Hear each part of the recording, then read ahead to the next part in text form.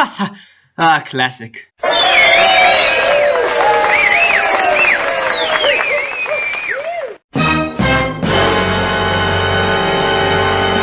Ladies and gentlemen, I have a theory about the Song of Ice and Fire series. Okay, I do realize that statement is in no way unique. However, I haven't seen anything like my theory around on the internet.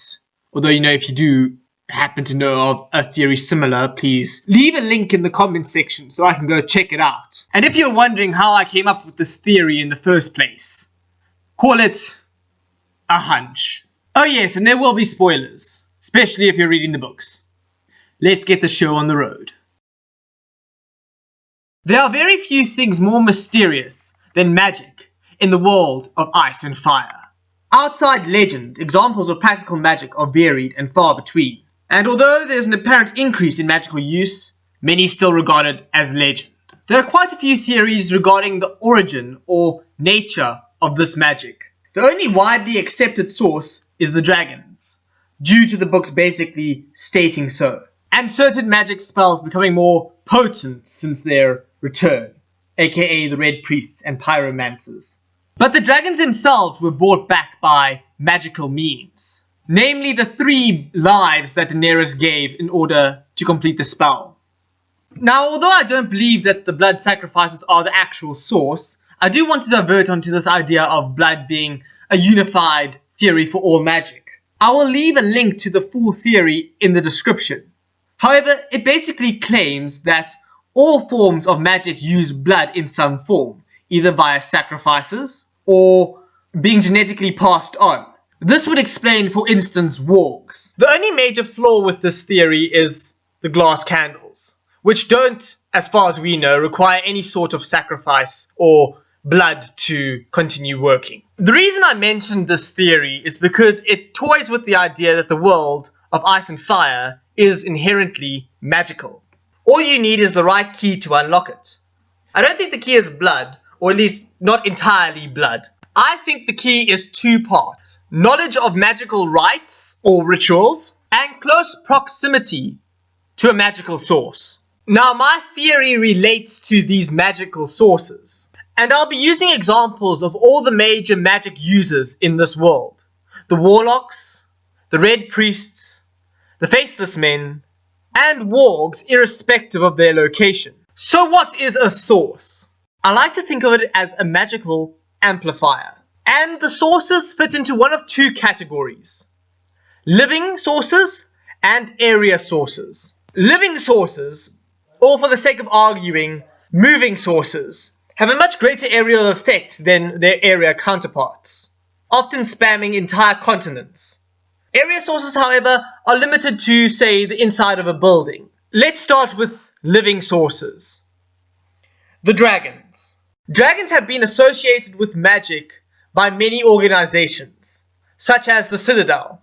In fact, in an effort to eliminate magic from the world, the Citadel has subtly worked towards the extinction of dragons in the 7 kingdoms. Regardless, there has definitely been an increase in magical use since the rebirth of dragons in the world. The others.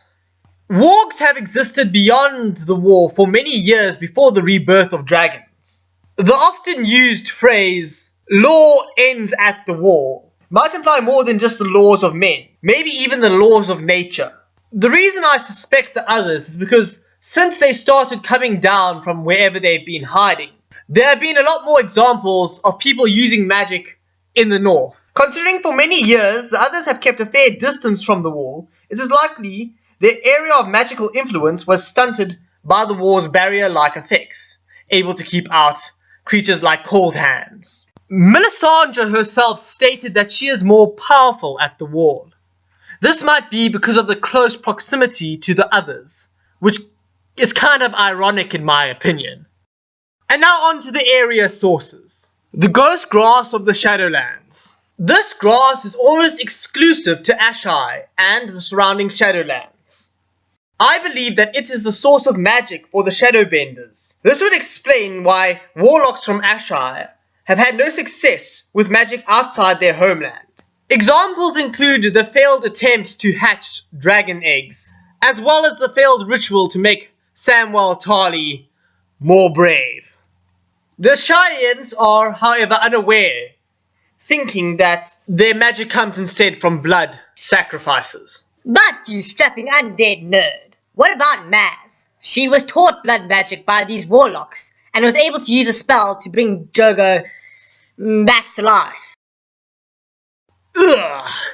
Sorry, that voice caught me off guard. I believe the source was instead the Red Comet, which appeared only days after Drogo came back alive.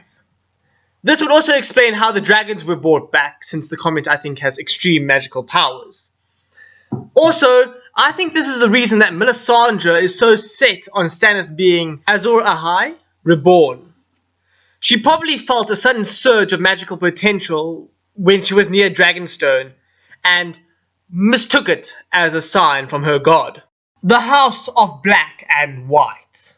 This is where the faceless men change their faces in order to give their gods mercy. The reason I think this area is a source for magic is the fact that Arya Stark is much more potent in her ability to skin change since entering the house, controlling Nymeria from across the sea as well as cats. And the faceless men did not seem to lose their ability to change faces due to the absence of dragons. And the only example we have of them using their power outside their temple happened after the rebirth of dragons. The House of the Undying. There has to be something that has kept the Undying ones alive for so long. Some have attributed this to the shade of evening wine that they drink. I, however, don't think that is the case, otherwise half the nobles in the land would be drinking the same beverage. No, I believe that it is the house, and I think that the warlocks know this. This is why they are so gang-ho on finding other sources, such as Daenerys' dragons. They want to shed their dependency on the house. When explaining to Daenerys the miracles that have come since her arrival in Qua, Zoro states that ghost grass is now growing in the gardens of Gihine.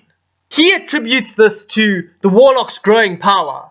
I think opposite. I think the warlocks planted the grass initially to create a second source of magic in their city.